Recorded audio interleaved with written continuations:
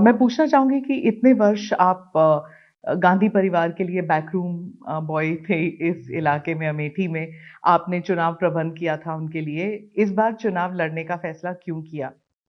नहीं, मैंने नहीं किया, ये पार्टी का फैसला था जिसको मैंने माना और चुनाव लड़ रहा हूँ। पर क्यों उन्होंने फैसला किया? आपको क्या कहा उन्होंने? नहीं, ये तो क्योंकि हम तो उन्हीं के लिए यहाँ तैयारी कर रहे थे, यहाँ की जनभावना भी वही थी। लेकिन जो फैसला हुआ पार्टी का उसको तो मानना पड़ता है।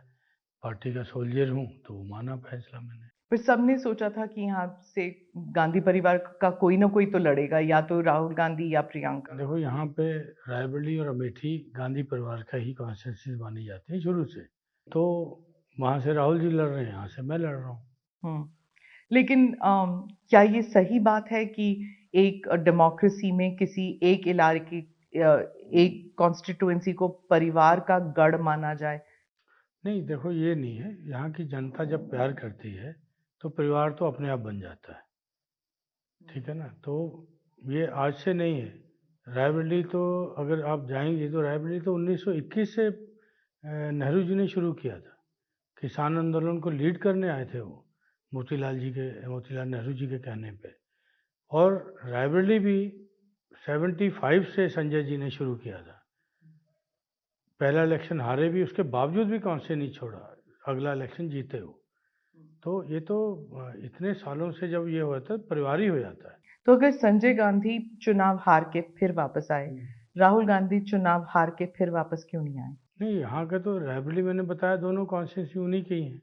तो एक ही आप एक असेंबली सेगमेंट आपका ये रायबरेली डिस्ट्रिक्ट में लगता है यहाँ का।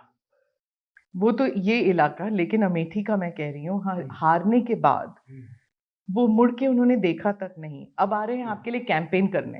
ये आप नहीं कह सकते मुड़ के नहीं देखा। उनके जाने के बाद 19 में हारे हो, तो उसके बाद कोरोना आया, तो उन्होंने बकायदा यहाँ की जनता के लिए फूड ग्रेन्स और जो भी हो सकता था वो भेजा। उन्होंने अपना कभी ऑफिस नहीं बंद किया यहाँ पे। जो अमेठी का उनका सांसद as a member of parliament का ऑफिस था, तो उन्होंने कभी बंद नहीं किया। उसके बाद 4-5 बार आए।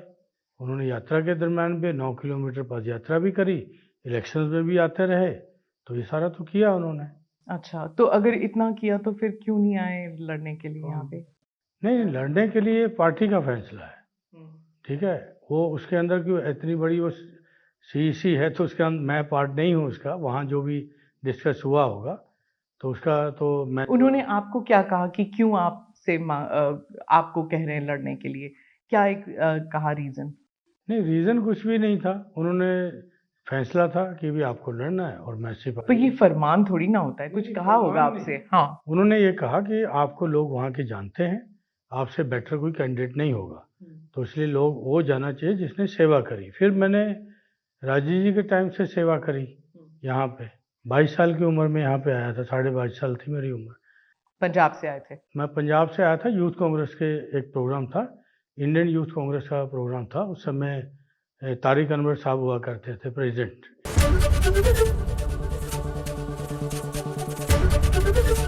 एबीपी गंगा, खबर आपकी, जुबान आपकी।